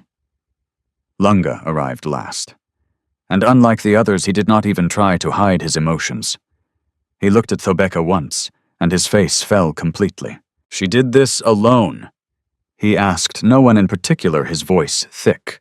All this time, no one answered, because the answer was already in the room. The brothers gathered around her, and for a few moments nobody pushed for details. They asked if she had eaten, if she had pain, if the doctor had examined her properly, if the baby was stable. Their questions came not from curiosity, but from urgency. Only when Mama Dineo insisted that Thobeka lie down and rest did the conversation shift. The brothers stepped into the next room with Jabu, who gave them a concise version of what he had witnessed. She was outside the gate, he said, pregnant, collapsed, with a suitcase beside her. The guards saw her. Nobody came. Themba turned away and ran a hand over his face. Vusi's expression darkened. Cabello's silence became heavier. Lunga swore under his breath. Mandla stayed still, but his eyes changed. Not wildly, not explosively. Just enough for everyone who knew him to understand that something had moved from concern into decision. "What about the husband?" Vusi asked. Jabu shook his head. "I didn't see him." Mandla looked at Jabu directly. You helped my sister when the people around her didn't. I won't forget that. Jabu nodded once, uncomfortable with praise, but steady enough to receive it. When they were alone, the brothers finally spoke openly. Themba started first. We should go there tonight. No, Mandla said. Why not? Themba snapped. He lets his pregnant wife get thrown out and we are supposed to wait. Because anger is loud, Mandla replied, and loud men make mistakes. The room fell quiet. Vusi stepped in, then his voice lower, more surgical. This is bigger than humiliation. If she was put out that openly, then either he has lost control of his house or he gave it away. Either way, we need to know what's behind it before we move. Cabello nodded. And if the other woman has been operating inside his business too, then this may not be just an affair. That made them all pause. Because it fit. The confidence, the access, the gradual takeover of space and staff, the timing during a vulnerable pregnancy, the willingness to act in public. This was not merely personal cruelty. It had structure. Lunga frowned. You think she's after more than him? Vusi answered without hesitation. I think she's after position, influence, assets, maybe all three. Mandla folded his arms, his mind already moving ahead. And Sibusiso Themba's laugh was bitter. A fool. No, Mandla said quietly. A weak man. There's a difference. Fools don't always know what they are doing. Weak men do. They just keep surrendering one decision at a time until the damage is too large to deny. That sentence settled over the room. Because it felt true. Sibusiso had not become a monster overnight. He had become something perhaps more common, and in some ways more dangerous. A man who let comfort, ego, and cowardice replace responsibility one silence at a time. Mandla looked toward the room where Thobeka rested. We do this properly, he said. Not just for revenge, for truth, for her, for the child. No one argued after that, because the time for reaction had passed. What came next would be deliberate. The first sign that something massive was happening was not seen in Johannesburg. It was felt. Across the city, people noticed unusual movement in the airspace near OR Tambo International Airport. Flight control staff exchanged confused glances as clearance requests came through channels that required immediate priority handling. Ground crews paused in their routines. Even passengers waiting at terminals began to point upward, sensing the unusual presence long before they understood it. A private jet, large, sleek, unmistakably expensive, was being cleared for landing with urgency that bypassed normal protocol. But this was not what made people stop. It was the fact that it was not alone. 2 escort aircraft followed behind it, maintaining tight formation like a coordinated presence that suggested not luxury, but authority. Inside one of the jets, Mandla sat in silence, not nervous, not excited, focused. Across from him, Themba tapped his fingers once against his knee before stopping himself. Vusi reviewed documents on a tablet. Cabello stared out the window, expression unreadable. Lunga leaned slightly forward, jaw tight, his energy barely contained. They were not tourists arriving in a foreign land. They were a system moving into position. Mandla finally spoke. No emotional decisions when we land. Themba scoffed lightly. Easy for you to say. Mandla turned to him. It's not about easy. It's about control. Silence returned. Because they all understood what uncontrolled emotion could do in a situation like this. And this was not just a family matter anymore. This was exposure. At the same time, across the city, Naledi Kumalo stood in front of a mirror inside Sibusiso's mansion, adjusting her earrings with slow satisfaction. Behind her, the house felt different now. Lighter, cleaner, more hers. Sibusiso had left early that morning for a board meeting, leaving her in charge of preparations for a small corporate gathering that evening. Staff moved around her with careful efficiency, already conditioned to her presence. Zanele entered quietly. Ma'am, she said cautiously, there are guests expected later. Should we adjust seating? Naledi did not turn immediately. No need, she replied. Everything is already set. Zanelle hesitated. There is also the matter of Mrs. Dlamini. A small pause. Naledi finally turned. Her expression remained calm, but her eyes sharpened slightly. She is no longer an issue, she said. Zanelle nodded quickly and left. Naledi smiled faintly to herself. Control, she understood, was not about force. It was about repetition. About normalizing absence until presence felt like interference. And Thobeka, in Naledi's mind, had already been removed from the equation, not physically alone, but structurally erased. What Naledi did not know was that equations can be rewritten. At Or Tambo, the jets landed one after another. When the doors opened, the air changed instantly. Mandla stepped out first, then Themba, then Vusi Cabello and Lunga, 5 men, dressed simply, but carrying presence that did not require decoration. A driver approached them immediately, instructed in advance. He held a tablet, but his hands were slightly tense. "Mr. Dlamini?" he asked. Mandla nodded once. "Let's go. No delay, no ceremony." They moved as a unit into the vehicle waiting for them. Inside, Vusi already had Sibusiso Dlamini's corporate profile, open cross-checking real-time financial activity. Cabello was reviewing property records linked to the mansion. Lunga tracked recent security logs. Themba stared forward, his patience visibly stretched thin. Mandla watched the road. "Location?" he asked. Vusi responded immediately. "Johannesburg North. High-value residential zone. Gated estate," Good Mandla said. "We don't enter loud. We enter correct." Themba muttered under his breath. "If she's hurt," Mandla cut him off. "Then we make sure she never has to survive this kind of silence again." The car moved through the city. Traffic parted in subtle ways, not because people recognized them, but because something about their convoy felt different enough to be noticed without being understood. Back at the mansion, preparations for the evening continued. Naledi had changed into a second outfit, now this one more formal. She moved through the space with increasing confidence, occasionally correcting staff, adjusting arrangements, and speaking as though she had always belonged. Sibusiso returned briefly in the afternoon. He looked tired. Not physically exhausted, but mentally divided. He found Naledi in the study. "We should finalize the guest list," he said. "It's done," she replied without looking up. He paused. Did Thobeka leave quietly? Naledi's pen stopped for half a second. "Yes." Sibusiso exhaled. A strange mix of relief and discomfort crossed his face. "She didn't make a scene." "No," Naledi said calmly. "She understood." Sibusiso nodded slowly, as if convincing himself that this was the correct outcome. "Good," he said. But the word did not sound like peace. It sounded like avoidance. He left again shortly after. Naledi watched him go, and for a brief moment something flickered behind her composure. Not doubt, not guilt, but calculation. Because even she knew silence from a woman like Thobeka did not always mean defeat. Sometimes it meant preparation. Evening approached.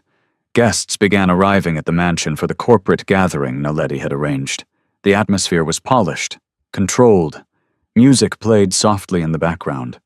Conversations flowed with practiced ease. Naledi stood at the center of it all, exactly where she wanted to be. Zanelle leaned in slightly. "Everything is ready, ma'am." Naledi smiled.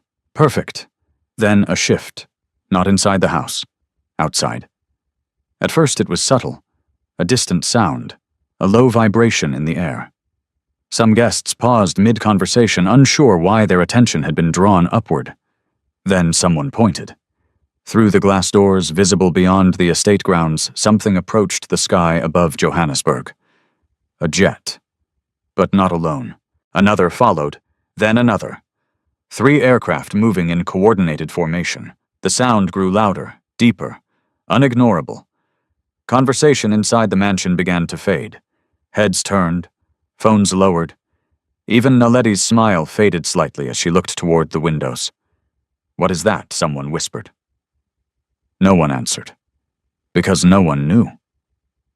The jets descended slowly toward a designated landing zone nearby, their presence shaking the ground in a way that could not be ignored.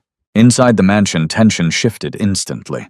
Not fear, not yet, but uncertainty. Naledi stepped forward slightly, her confidence tightening. "This must be some corporate arrival," she said, though her voice carried less certainty than before. But outside, the truth was arriving. And it was not corporate.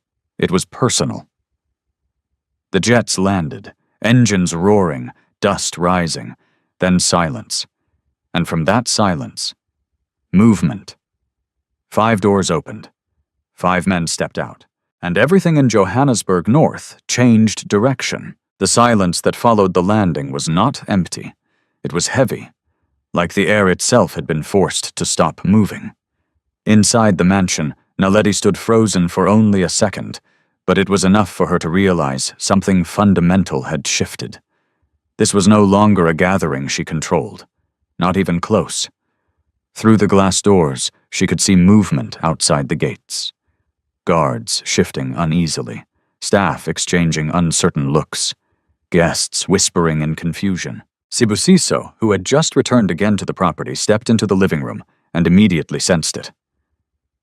"What's happening?" he asked. No one answered him directly, because no one knew the full answer yet. Outside, Mandla stepped forward first. The gates had not been opened for them. They did not wait for permission. Vusi checked something on his device briefly, then nodded once. "Security system is local. Easy override if needed." Cabello shook his head slightly. "No need. Look." He pointed. A security guard near the gate had already stepped aside, not because he was ordered to, but because something in the presence of the 5 men made resistance feel pointless. The gates opened, slowly, almost respectfully. Themba exhaled sharply. "Let's go." They walked in, not rushing, not hesitating, just moving forward with the certainty of people who had already decided what the outcome would be. Inside the mansion, Naledi turned toward the entrance just as the first footsteps echoed in the corridor. Her smile returned. But this time, it was less confident, more defensive. Sibusiso appeared beside her. "What is this?"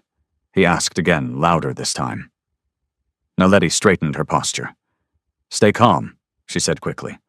"It's probably investors or partners. I didn't approve this, but—" She stopped speaking, because the first brother entered.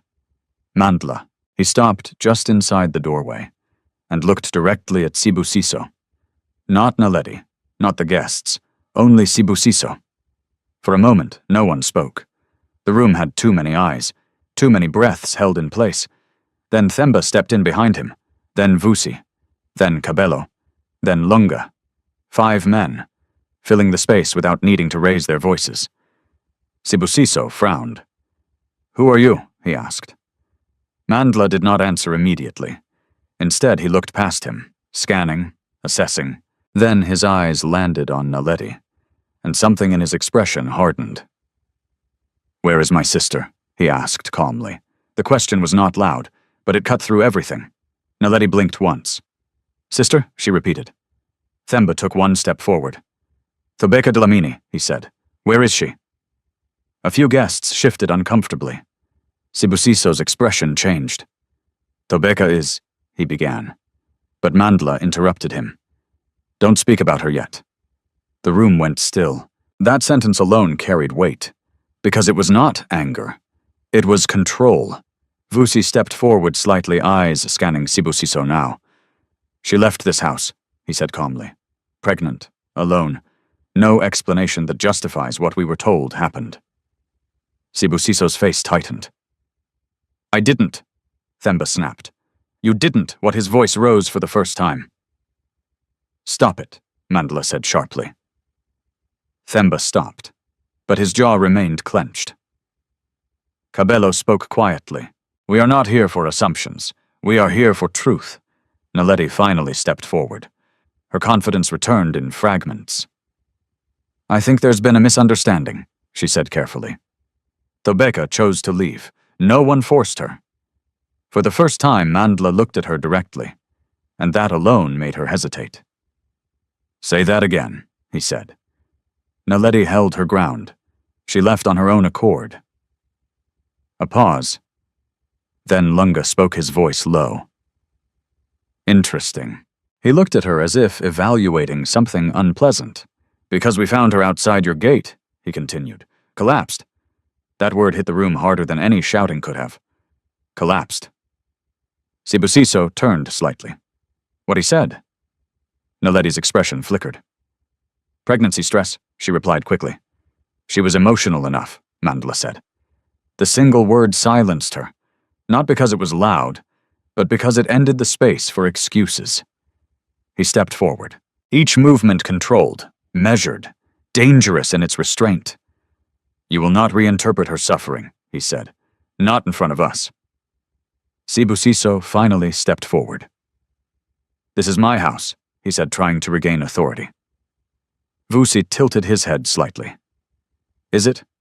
The question was simple, but it exposed everything, because even Sibusiso hesitated. Themba laughed once, humorless. "You allowed your pregnant wife to be removed from your home," he said. "And you are still calling this yours silence. Heavy, uncomfortable." Then, Mandla turned slightly toward Sibusiso, his voice lowered. "We are not here to argue ownership of property," he said. "We are here to understand how a man lets his wife become invisible inside his own decisions." Sibusiso's jaw tightened. "I didn't know it would go that far," he said. That was the first crack. Not denial, but distance. Cabello spoke softly. "That sentence is why we are here. Because it explained everything. Not malice, not calculation, but weakness. Repeated weakness."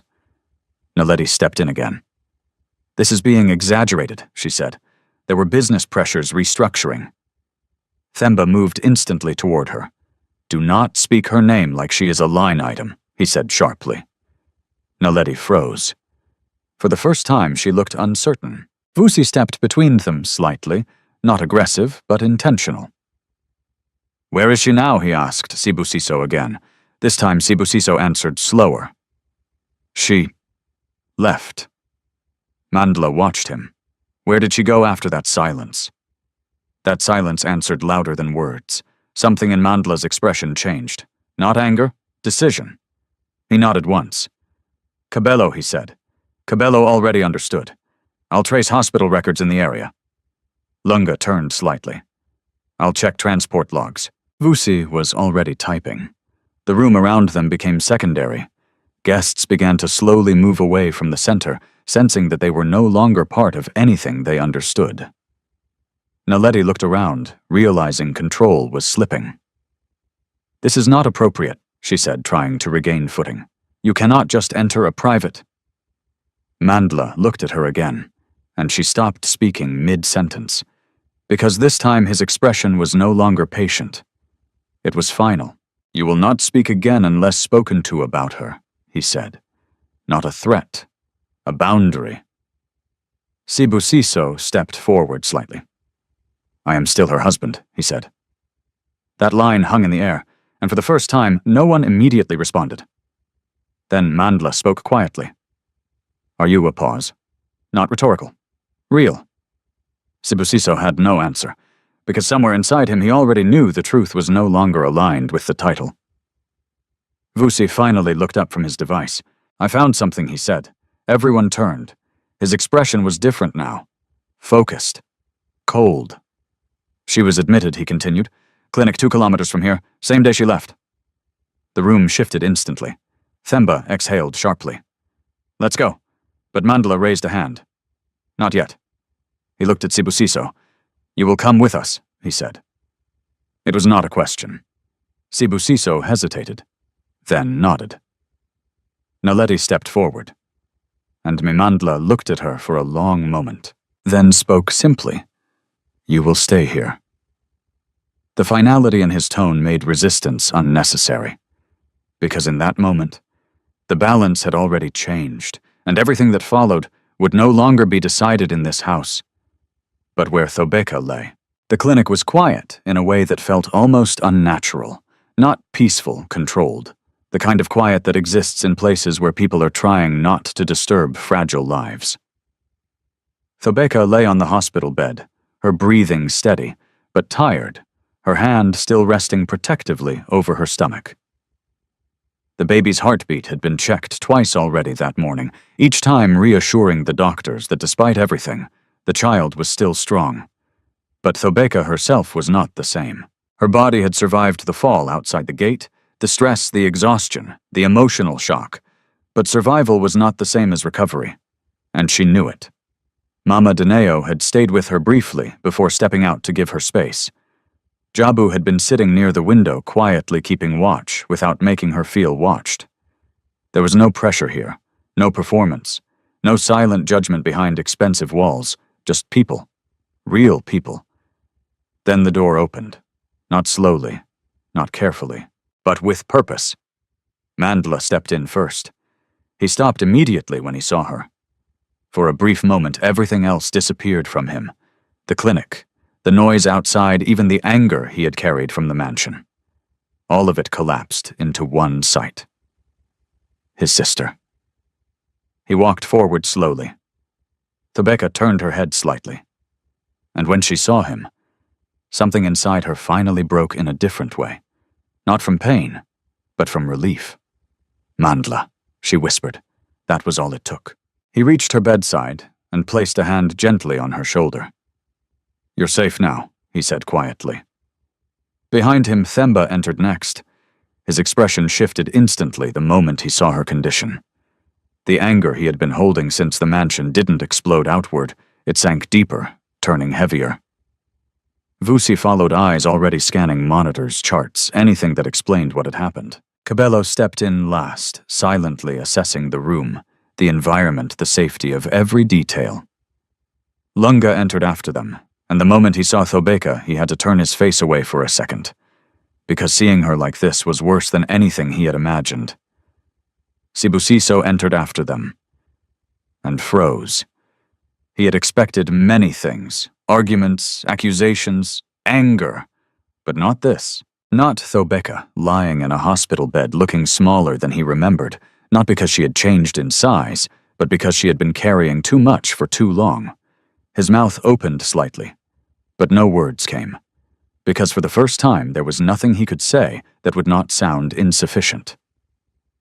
Thobeka looked at him, not with hatred, not with pleading, just clarity, and that clarity hurt more than anger ever could. Mandla broke the silence first. She collapsed outside your gate, he said. Not loudly, not emotionally, just fact. Sibusiso swallowed. I didn't know she was that unwell, he said quietly. Themba turned instantly.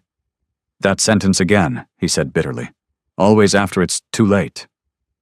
Vusi stepped forward slightly. You didn't know, he repeated calmly, or you didn't look. Sibusiso said nothing, because both answers were dangerous. Cabello spoke softly. Let's focus on her condition first. A nurse entered briefly, checking vitals, adjusting medication, speaking in calm medical tones. The brothers listened carefully, absorbing every detail. The baby was stable. Thobeka's condition required rest, reduced stress, and emotional stability. Emotional stability. The phrase lingered, because it was the one thing she had been denied for months. When the nurse left, silence returned, and this time it was heavier. Thobeka finally spoke. Her voice was soft, but steady. I didn't want you to see me like this. Themba shook his head immediately. No, he said. You don't get to decide that anymore. She looked at him, and for a moment a faint, tired smile appeared, then faded. Mandla sat beside her again. Tell us everything, he said gently, not demand, invitation. And so she did, slowly, carefully. She spoke about the distance, the silence, Naledi, the gradual loss of space inside her own home. She did not exaggerate. She did not dramatize. She simply told the truth as she had lived it. Each sentence landed differently in the room. Themba's jaw tightened more with every word. Vusi grew quieter, more analytical. Cabello's expression hardened, not with anger, but precision. Lunga's hands clenched into fists. And Sibusiso stood still, because hearing it from her voice made it irreversible. When she finished, no one spoke immediately. The room felt suspended. Then Mandla turned slowly toward Sibusiso. "You heard her," he said. Sibusiso nodded slightly. "Yes." Themba stepped forward again. "And what do you have to say?" Sibusiso hesitated, then spoke. "I failed her." The words were simple, but they carried weight. Not enough weight, but honesty. Vusi studied him carefully. "Failure is not a moment," he said. "It is a pattern." Sibusiso looked down. "I didn't protect her," he admitted. Cabello added quietly. "And you allowed someone else to replace her space while she was still inside it. That sentence hit differently. Because it was precise, correct, undeniable." Lunga finally spoke, voice low. "She was carrying your child while being pushed out of her own life." Silence. Again. Then Mandla stood. "This is no longer about emotion," he said. "It is about consequences." Sibusiso looked up. "What does that mean?" Mandla held his gaze. "It means you will no longer make decisions alone." Themba frowned. Brother Mandla raised a hand slightly. "This is not punishment," he said. "It is protection, for her, for the child, and from further damage." Sibusiso didn't argue, because part of him understood, even if it hurt, even if it was humiliating, it was necessary. Thobeka listened quietly to all of it. Then she spoke again, not loudly, but clearly. "I don't want revenge," she said. All eyes turned to her. "I just want peace." Her words softened the room in a way nothing else had. Even Themba paused. Mandla nodded slowly. "Then that is what we will ensure." But Thobeka added something else. "I don't want to go back there. No mansion, no environment that had broken her, no place where her presence had to be defended." Sibusiso looked up immediately. "Thobeka." But she shook her head slightly. "No," she said gently. "I can't heal there." Silence followed, and this time even Sibusiso understood, because healing does not happen where the wound was created. Mandla stood. "Then you won't go back," he said. "Simple. Final." Themba looked at him, and Sibusiso Mandla paused, then replied, "He will face what he allowed. Not destruction, not humiliation, accountability." Sibusiso nodded slowly. "I understand." But understanding, Mandla knew, was only the beginning. Thobeka closed her eyes briefly. Not from exhaustion, but from release. For the first time in months, she was not trying to hold everything together. She didn't have to. Her brothers were here, and that changed everything. Outside the window, Johannesburg continued to move. Unaware, unbothered, unchanged. But inside that small hospital room, something irreversible had already begun. Not revenge, not punishment, but truth finally stepping into the light. The morning after everything was decided felt different in a way that could not be explained by medicine or rest alone. It was not because the world outside had changed. Johannesburg was still loud, still fast, still indifferent to personal suffering. But inside the small recovery room, something had shifted so deeply that even silence felt lighter. Thobeka lay in bed, her breathing steady now, her body finally no longer under constant strain. The doctors had confirmed again that both she and the baby were stable. The words should have brought relief, but for her they brought something more complex. Peace, mixed with exhaustion, mixed with disbelief that she had survived it all. Mandla had stayed nearby overnight. The other brothers took turns leaving and returning, making sure she was never alone for long. Sibusiso had remained in the background, present but no longer central to anything that involved her recovery. That alone was a change. Not punishment, not rejection, adjustment. When Thobeka opened her eyes that morning, she found Lunga sitting quietly near the window, reading something on his phone. Cabello was arranging a small table with food.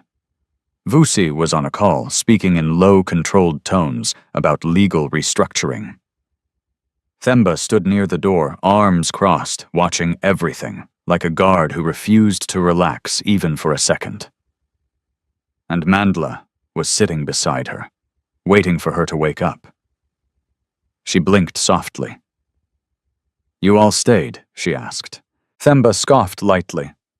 "Where else would we be?" A faint, tired smile touched her lips. For a moment, the heaviness inside her chest loosened. Then reality returned. Because healing does not erase consequences, it only clarifies them. Later that day, Sibusiso arrived alone. No Naledi, no staff behind him. Just him. He stopped at the doorway before entering fully, not because he was unwelcome, but because he no longer knew how to enter a space where he was not in control. Thobeka saw him first, and for the first time there was no emotional shock in her expression. Only calm recognition. He walked in slowly. "I came to see you," he said quietly. Thobeka nodded once. "I know." Silence followed. "Not uncomfortable, just real?" Sibusiso looked at her for a long moment. "You're better," he said. "Yes," she replied. Another pause. Then he added more carefully, "I don't expect anything from you anymore." That sentence carried weight, because it was the first time he had said something without trying to manage the outcome. Thobeka studied him. Not with anger, not with softness, but understanding. "You lost control of everything before you realized it," she said gently. He nodded. "I know." Themba shifted slightly near the door, but Mandla raised a hand subtly to keep him still, because this moment was not for interruption. Sibusiso took a breath. "I made decisions I cannot undo," he said. Thobeka listened. "And I allowed people into our space who should never have had that power," he continued. "I kept choosing silence when I should have spoken. I thought avoiding conflict was protecting peace." He paused, then looked at her directly. "But I was wrong." The room stayed still. Even the brothers did not interrupt. Sibusiso continued. "I'm not here to ask you to come back," he said. "I know that would not be right. I'm here to accept what I broke." Thobeka's eyes softened slightly, but she did not respond immediately. Because acceptance is not the same as repair. Finally, she spoke. "I forgave you," she said quietly. Sibusiso blinked, but before relief could form, she added, "But I did not return." That distinction settled between them like truth finally spoken without confusion. Sibusiso nodded slowly. "I understand." And this time, he meant it, not as a negotiation, but as acknowledgement. Mandla stood. "This conversation is finished," he said calmly. No one argued. Because it was. Sibusiso looked at Thobeka one last time. "I hope you find peace," he said. "I already am," she replied. And for the first time, it was true. He left quietly. No scene, no resistance. Just an ending. Days passed, then weeks. Thobeka moved to a quieter place arranged by her brothers somewhere away from the mansion, away from memory, away from pressure. Not luxury, not isolation, just stability. Mama Dineo visited often. Jabu checked in regularly, sometimes bringing small things for the baby. Life slowly began to rebuild itself, not as it was before, but as something new. One morning, Thobeka stood by the window of her new room, watching the sunrise spread across Johannesburg. The baby kicked gently. She placed her hand over her stomach and smiled. Not because everything had been easy, but because she had survived what was meant to break her. Behind her, Mandla spoke softly. He named his company restructuring team after what happened, he said. Thobeka turned slightly. "What do you mean?" Mandla shrugged. "He's trying to fix what he built." She nodded slowly. "That's his journey now." "And yours?" he asked. Thobeka looked out the window again. Her voice was calm. "My journey is here. Not revenge, not returning, not reclaiming what was lost, but building something that no longer depended on someone else's choices." Months later, when her son was born, the room was full, but not crowded. Her brothers were there. Mama Dineo was there. Even Jabu stood quietly near the door, smiling softly. The baby's first cry filled the room strong and clear. And in that moment, something in Thobeka finally settled completely. Not because everything had been fixed, but because she had not been destroyed. Sibusiso was not present. And that was no longer a wound. It was simply reality. Later that evening, Mandla held the child for the first time. "He looks strong," he said. Thobeka smiled faintly. "He had no choice," she replied. Themba laughed softly. "That sounds like our family." Vusi nodded. "It runs in the blood." Cabello adjusted the blanket gently. Lunga just stared, quietly emotional. Outside, Johannesburg continued as always, unchanged, unmoved, unaware of the small miracle inside a quiet room. But within that space, something had been rewritten. Not wealth, not status, but dignity. And that, in the end, was what survived everything. As the night settled, Thobeka looked at her son sleeping peacefully in her arms. She whispered softly, "You will never learn silence the way I did." And for the first time in a long time, silence did not feel like pain. It felt like peace. Sometimes the deepest wounds are not caused by what people do loudly, but by what they refuse to do quietly. Thobeka's story is a reminder that silence in the face of disrespect is not peace. It slowly becomes permission. She entered marriage with love, hope, and patience, believing that understanding could heal distance and that time could fix what was breaking. But she learned something painful: love cannot survive where responsibility is constantly avoided. When a person stops protecting what they promised to protect, the relationship does not end in a single moment. It dissolves slowly through unanswered calls, unspoken truths, and the gradual acceptance of the unacceptable. Yet her journey is not only about pain, it is also about awakening. True strength is not staying where you are continuously broken. It is recognizing when endurance has turned into self-abandonment and choosing yourself before everything inside you is erased. Thobeka did not win by fighting louder. She won by finally stepping out of a space that no longer honored her dignity. And in doing so, she showed that walking away can sometimes be the most powerful form of self-respect. The presence of her brothers also reveals another truth: no one is meant to carry suffering alone. Life becomes heavier when pain is hidden out of fear, pride, or loyalty to what is already lost. But healing begins the moment support is allowed back in. Real family, real love does not arrive to judge your breaking point. It arrives to help you rebuild from it. In the end, justice is not always about punishment. Sometimes it is about restoration, restoring a woman's voice, her dignity, her future, and her belief that she still deserves peace after everything she survived. If this story touched you, share your thoughts in the comments. Where are you watching from? And what part of Thobeka's journey stayed with you the most? Don't forget to subscribe to the channel for more emotional stories about love, struggle, betrayal, and healing that reflect real human strength and hope.